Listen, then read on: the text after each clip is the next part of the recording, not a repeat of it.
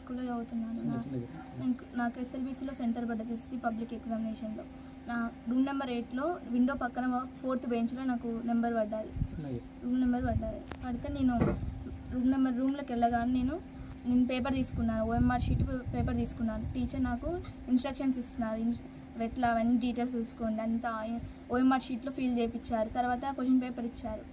Question paper దాంట్లో నా rule number నేను అన్ని నా డీటెయిల్స్ అన్నీ ఎంటర్ చేసుకున్నాను.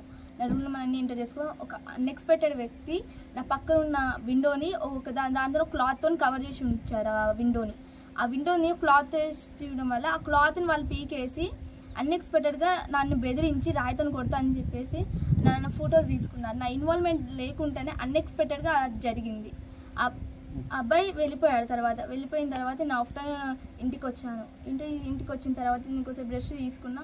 ఒక 1 hour ఆఫ్టర్ పోలీస్ వాళ్ళు వీళ్ళందరూ వచ్చారు. అందరూ వచ్చి నీదే ఫస్ట్ పేపర్ లీక్ అయింది అది ఇదని చాలా అన్నారు. నా లైఫ్ స్పాయిల్ అయిపోతుంది, నిజం చెప్పు, ఆడెవడు చెప్పు, నీకోసం వచ్చింది అది ఇదని చాలా అడిగారు. ఎంత అడిగినా అని నాకు తెలియదు సార్, అసలు ఆయన ఎవరో కూడా తెలియదు. ఎంత చెప్పినా పోలీస్ వాళ్ళు వినలేదు. నైట్ 9-10 దాకా పోలీస్ స్టేషన్లో నేను ఉన్నాను, అయినా కూడా వాళ్ళు ఎంత చెప్పినా వినలేదు. మళ్ళీ మార్నింగ్ నైట్ వాళ్ళు ఎగ్జామ్స్ అన్నీ కంటిన్యూ చేసుకోవచ్చు, ఏం కాదని చెప్పారు. అదే ధైర్యంతో మా ఫాదర్ డ్యూటీకి వెళ్ళారు. నేను ఎగ్జామ్ సెంటర్కి వెళ్ళగానే అక్కడ రూమ్లోకి వెళ్ళగానే నన్ను నా రూల్ నెంబర్ పట్టుకొని డీబార్ చేసి పడేశారు. నా మిస్టేక్స్ నా ఇన్వాల్వ్మెంట్ ఏం లేకుండా కూడా నన్ను డీబార్ చేసి పడేశారు. నన్ను ఇంటికి తీసుకొచ్చారు. నిన్న మా ఫాదర్ నేను ఇంటికి వచ్చినాను తెలియక మా ఫాదర్ నేను వ్యాన్కి వస్తా, ఆ వ్యాన్కి వచ్చని తెలియక వ్యాన్కి రాలేదు నేను, ఎందుకంటే నేను ఇంటికన్నా వాళ్ళే డ్రాప్ చేశారు ఆఫీసర్స్. మా ఫాదర్ స్కూల్కి వెళ్ళి చాలా ఏడ్చి ఎంతో బాధపడి నా కోసం పిచ్చి కుక్కలాగా నెగతలు మొత్తం సెర్చ్ చేశారు. నన్ను డీబార్ చేసి పడేసి నాతోని ఒక వైట్ షీట్ పేపర్ మీద నా మీద సంతకం పెట్టించుకుని ఎందుకు సార్ అన్నా కూడా వాళ్ళు వినకుండా ఫోర్స్ఫుల్గా నాతో సైన్ పెట్టి ఎంత ఏడ్చిన ఎంత రిక్వెస్ట్ చేసినా కూడా వాళ్ళు వినలేదు.